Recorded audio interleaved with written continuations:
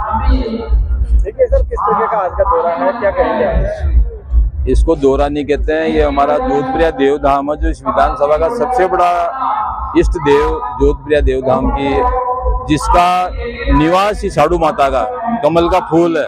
और ये हमारे कमल के फूल से पूरी जनता भी समझती है कि कमल का फूल किसका प्रतीक है और कौन कमल के फूल पे बैठी है, क्योंकि ये देव महाराज सर्व समाज के लिए काम किया। देव महाराज ने, साड़ू माता ने सर्व समाज के लिए काम किया।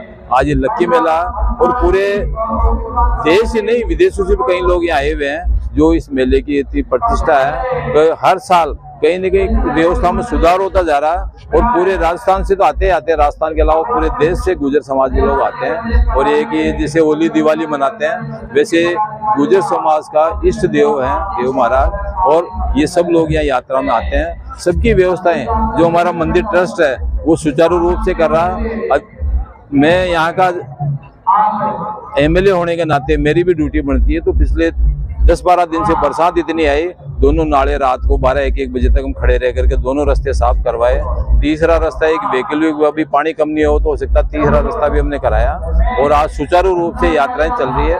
कल और भी बड़ा मेले का कल जो दूसरा पार्ट है, इसमें लाखों लोग आएंगे, जिस मेले में पूरे देश से 10-15 लाख आदमी आते हैं। तो आप खुद ही आइडिया लगा लो कि कितना बड़ा मेला है।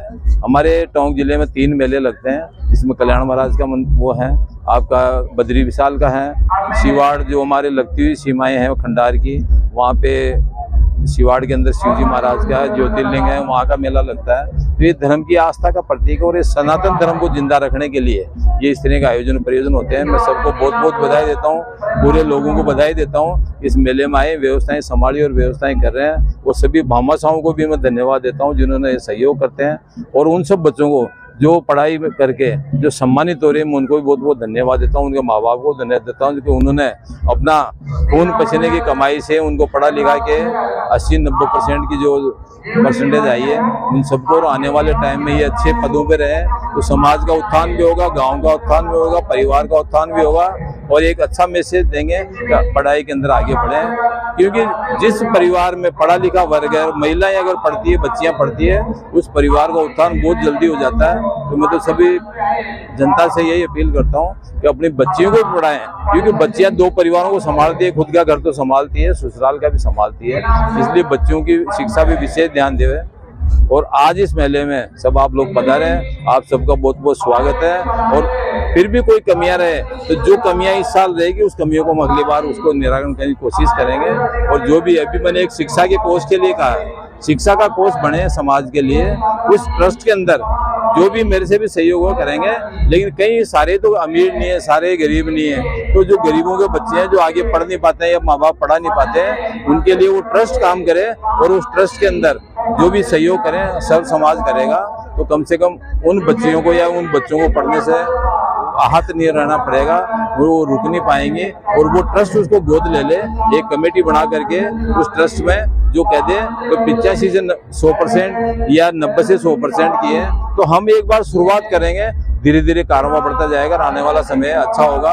और पूरे विधानसभा के लिए भी एक देव महाराज की कृपा है, तो बरसात इतनी हुई है कि जिसकी वजह से धन फूल रहा है और अच्छी पैदावार हो रही है।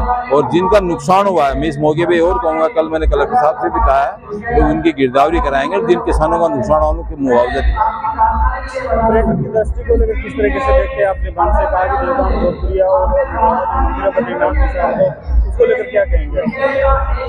मेरी हार्दिक इच्छा है कि ये एक तो 4 लेन का रास्ता बने, क्योंकि पूरे साल भर जिसमें विशेषकर शुक्रवार को यहाँ यात्री आते हैं, अपना पूजा पाठ भी करते हैं, इसके अलावा गोठ हो रही है जो अपना धर्म का काम करते हैं, और 4 लेन का बन जाएगा तो ये जो पार्किंग को लेके व्यवस्था है वो खत्म हो जाएगी। दूसरा, मैं इसको चाह रहा हूँ कि राजस्थान पर्यटन में विभाग में इसका नाम जुड़ जाएगा, तो आने वाले समय में पर्यटन के लिए होगा, तो देश विदेश से जो भी लोग आएंगे बसें भर के आएगी, इसको देखेगी, तो हमारा व्यापार भी बढ़ेगा, बेरोजगारी भी खत्म होगी। क्योंकि हर आदमी तो नौकरी कर नहीं सकता, व्यापार की दृष्टि से छोटी छोटी दुकानें लगेगी और व्यापार होगा, तो इसी एरिया का उत्थान होगा और हमारी बेरोजगारी दूर होगी। आप जीत के बाद यहाँ आए थे, पेनोरमा को लेकर दावा किया था, क्या स्थिति है पेनोरमा? पेनोरमा का काम चल रहा है। पेनोरमा का काम मेरे से आने से पहले ही शुरू हो गया था। बीच में कुछ रुकावट हो गई थी, पेनोरमा काम चल रहा है। बीच में हमारे लखाव जी जो पेनोरमा प्राधिकरण के अध्यक्ष हैं वो खुद यहाँ आए थे। हमारे जो पूर्व अध्यक्ष थे सुरज्ञान जी खाटरा वो खुद साथ आए थे उनके, और पेनोरमा काम सुचारू रूप से चल रहा है। इसलिए पेनोरमा तो तैयार हो चुका।